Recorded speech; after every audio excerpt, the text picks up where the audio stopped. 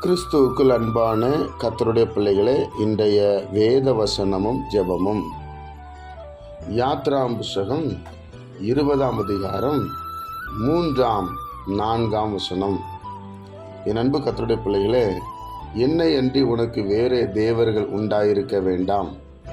மேலே வானத்திலும் கீழே பூமியிலும் பூமியின் கீழ் தண்ணீரிலும் உண்டாயிருக்கிறவைகளுக்கு ஒப்பான ஒரு சொரூபத்தை ஆகிலும் யாதொரு விக்கிரகத்தை ஆகிலும் நீ உனக்கு உண்டாக்க வேண்டாம்.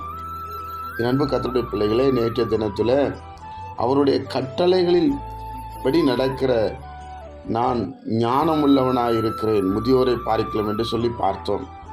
அப்போ அந்த கட்டளையை கை கொள்ள வேண்டும், அதன்படி நடக்க வேண்டும். அப்போ என்னை அன்றி, கர்த்தராகிய இயேசு கிறிஸ்துவை அன்றி வேறே தேவர்கள் உனக்கு உண்டாயிருக்க வேண்டாம். இங்கேயும் பார்த்து கொள்ளலாம், அங்கேயும் பார்த்து கொள்ளலாம், இதையும் செய்வோம் அதையும் செய்வோம், நீங்கள் இருக்க வேண்டாம்.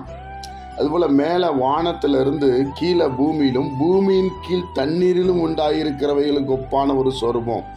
எந்த சொரூபத்தை நீங்கள் உண்டாக்க வேண்டாம், சொரூபத்தை நீங்கள் உண்டாக்கி அதை வைக்க வேண்டாம் என்று சொல்லுகிறார். இது மனிதனிடத்திலே போராடக்கூடிய ஒரு காரியம். நாம் கர்த்தரை நேரில் பார்க்காததுனால பலவித காரியங்களை நம்பி விடுகிறோம். ஆண்டவர் சொல்லுகிறார், நான் உங்கள் கூட தான் இருக்கிறேன், நான் உங்களோடு கூட இருக்கிறதை நீங்கள் அதை உணருங்கள் என்று சொல்லி தான் இந்த வசனத்தை எப்படி சொல்லுகிறார். கர்த்தருடைய பிள்ளைகளே, அப்போ நம்ம ரொம்ப கவனமாக இருக்கணும். நாம் உண்டாயிருக்க வேண்டாம் என்றால் நாம் அதோடு இணைந்து போக வேண்டாம். உண்டாக்க வேண்டாம் என்றால் நீங்கள் எதையும் உண்டாக்காதீர்கள், உங்கள் சந்ததி அதிலே பாதிக்கப்படும். அதனால தான் அவர் சொல்லுகிறார், நான் எரிச்சலுள்ள தேவனாய் இருக்கிறபடியால் பிள்ளைகளுடைய காரியங்களை நான் பிதாக்களிடத்தில் 3-4 தலைமுறை மட்டும் விசாரிப்பேன் என்று சொல்லுகிறார். கர்த்தருடைய பிள்ளைகளாகிய நாம தயவுசெய்து கர்த்தரை தவிர வேற எதையும் சார்ந்து இருக்க வேண்டாம். தெய்வம் என்று சொல்லும் பொழுது அதுபோல எதையும் நாம் உண்டாக்க வேண்டாம். வருகிற சந்ததிக்கு நம்ம ஆசீர்வாதம் வைக்கணுமோ தவிர சாபத்தை சேர்த்து வைக்கக்கூடாது. கர்த்தருடைய பிள்ளைகள் இந்த கட்டளையின்படி நடக்கணும்.